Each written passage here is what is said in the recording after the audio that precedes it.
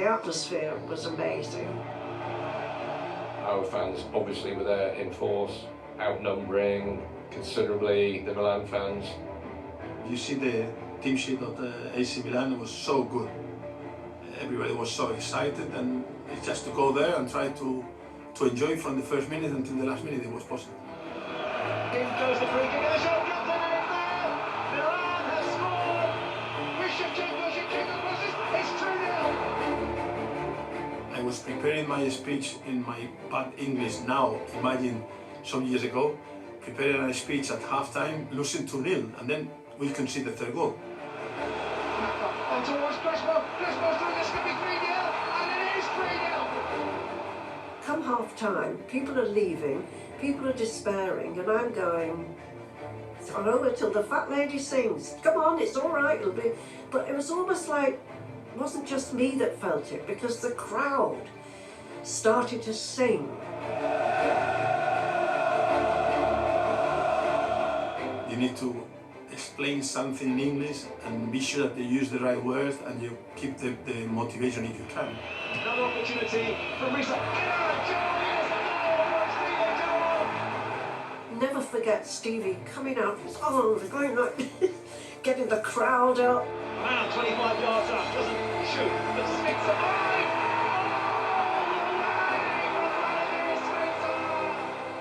And I'm not just saying this honestly, but I just knew we were going to win that day. Alonso! This is Alonso for the rebound! And this scoreline is absolutely staggering. AC Milan 3, Liverpool 3. Then we had to go through the most nerve-wracking extra time. Dudek made some fantastic saves.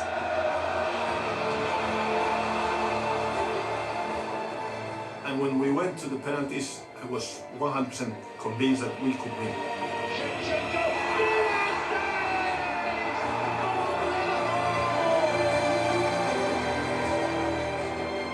It's rich to me now as if it had happened yesterday.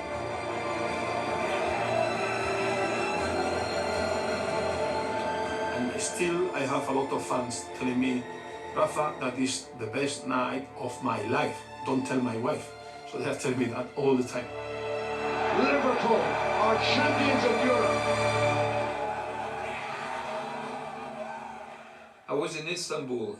I went down to the changing room after the game. A couple of players saw me. Normally the players say hi and that's it. But they came to me and practically hugged me. You know, it was really, and they said, "Boss, it's your team." And I must say Rafa was outstanding because he understood that the players had a sort of a maybe special relationship with me, and they, you know, I never fell out with the players, so it was all right. This truly was the miracle of Istanbul. But one night couldn't hide the fact that Liverpool weren't set up to compete consistently, and their rivals knew it. Over the summer, Chelsea came calling again, and this time they were determined to get their man.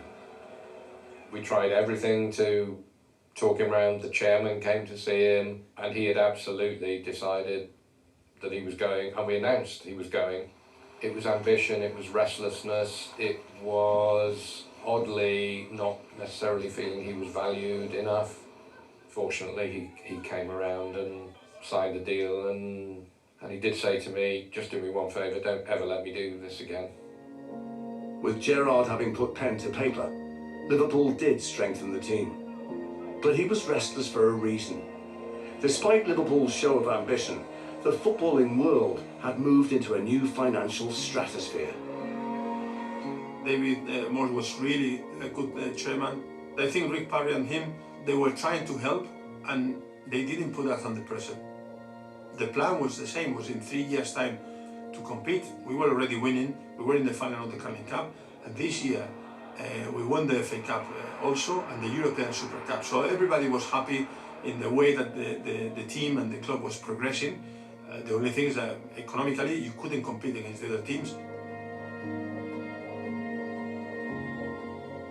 David Moores had decided in 2004 that he wanted to sell. He was concerned, I think, about the resources that Abramovich was bringing to Chelsea. Interest in the club was high.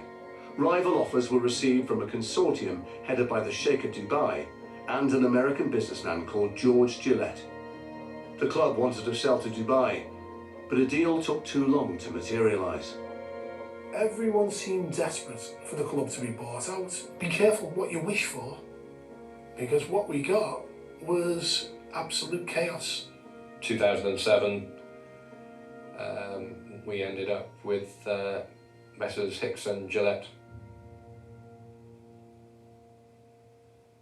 This is truly the largest sport in the world, the most important sport in the world, and this is the most important club in the most important sport in the world. And what a privilege we have to be associated with it. And we hope that with the good graces of Rick and his team, that we will be able to enjoy both on the pitch success and economic success.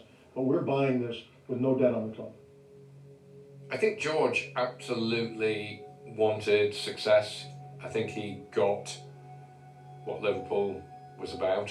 Tom Hicks, I don't think, ever got Liverpool. I remember the week after the deal went through, he did an interview for The Guardian saying buying Liverpool is just like buying Weetabix. I think, no, it definitely isn't.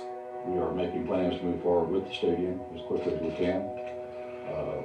We need all the revenues we can possibly find to compete with Manchester. At the beginning it was fine, because I think they promised a lot of things. Maybe after, I would say, 3-4 months, that little by little you could see that it was not exactly what you were expecting. Liverpool faced Milan again in the Champions League final that summer, but there was to be no repeat of Istanbul. It looked like Hicks and Gillette had cash and were prepared to spend it. Fernando Torres was brought in for a club record transfer fee. Beats Ben Haim, Torres, and scores! His first goal for Liverpool! But despite promises to the contrary, they'd borrowed money to fund most of their activity, in the form of a bank loan from RBS for over £200 million. Not long after arriving, we headed into a period where the relationship between Rafa, between the fans and between the ownership all kind of started to fall apart. I have people inside telling me, yeah, we don't have the money. But after, the same people, they were going outside telling the press, no, we are doing this, we are doing that. So then you have to cope with the expectations that you wanted to compete for the title, but at the same time you knew that you couldn't. The world's stock markets are stampeding and investors are diving for cover. The financial crash made a bad situation much worse. Hicks had lost more money than Gillette and wanted to sell. The pair fell out and began using everybody in the club as a pawn. There was no doubt a civil war within the club, and there was civil war between Gillette and Hicks. Rafa was at odds with Rick Parry, who got sacked by Tom Hicks. Rick needs to resign from Liverpool Football Club. You certainly have to have the ability to